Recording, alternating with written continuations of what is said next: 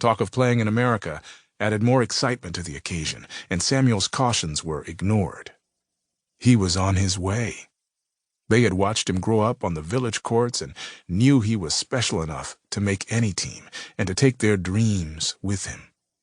The celebration lasted well into the night, and when Beatrice finally ended it, Samuel reluctantly went to bed. But sleep was impossible. For an hour, he sat on his cot in his tiny bedroom, one that he shared with his two younger brothers, Choa and James, and whispered excitedly with them. Above their cots was a large poster of Niolo, the greatest of all South Sudanese players, soaring high above the rim and slamming a dunk in his Boston Celtics uniform, one which Samuel often fantasized wearing. He rose early the next morning and collected eggs from the family's flock of chickens, his first chore of the day. After a quick breakfast, he left for school with his backpack and his basketball. James and Joel followed him to their neighborhood court, where he shot for an hour as they retrieved the ball and fed it back to him. Other boys joined them, and the familiar noise of bouncing balls and friendly banter echoed through the sleepy morning. At 8 o'clock, the games reluctantly broke up as Samuel and his brothers left for classes. He was in his last year of secondary school and would graduate in a month. He considered himself fortunate. Less than half of his peers, boys only, would finish secondary, and only a fraction even dreamed of university. There were no classes for the girls. As Samuel dribbled off to school, his dreams were now drifting to colleges far away. Chapter 2.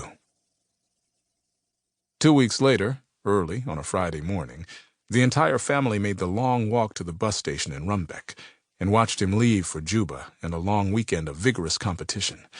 They waved him off with his mother and sister in tears. He would return the following Monday. The departure was an hour late, which for South Sudan was quite prompt. Because of bad roads and crowded buses, the schedules were flexible. Often there was no bus at all, and breakdowns were common. It was not unusual for a bus to quit in the middle of the road and its passengers be sent off on foot to the nearest village. Samuel sat on a crowded bench in the front of the bus, wedged between two men who said they had been riding for 3 hours. They were headed to Juba to look for work, or something like that. Samuel wasn't certain because their English was broken and mixed with Nuer, their tribal tongue. Samuel was Dinka, the largest ethnic class in the country, and that was his first language. English was his second. His mother spoke 4. Across the narrow aisle was a woman with 3 children, all of them wide-eyed and silent. Samuel spoke to them in English, but they did not respond. The mother said something to the oldest child, and Samuel understood none of it. The bus had no air conditioning, and dust from the gravel road blew through the open windows and settled onto everything: clothing, bags, benches, the floor. It rocked and bumped along the main gravel road to Juba, occasionally stopping to pick up a hitchhiker or let off a passenger.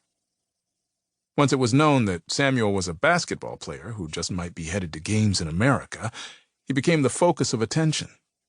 Basketball was the new pride of South Sudan, a bright promise that sometimes allowed the people to set aside their violent history of ethnic conflict. Generally, the players were lean and tall, and they played with a fierceness that often surprised American coaches. So they talked basketball, with Samuel holding forth. They stopped in every village and took on more passengers. Full capacity was a moving target, and before long the younger men, including Samuel, were ordered by the driver to crawl on top of the bus for the ride and to make sure none of the bags and boxes fell off.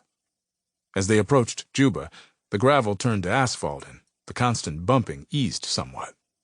The passengers grew quiet as they passed miles of shanty towns, then blocks of sturdier homes.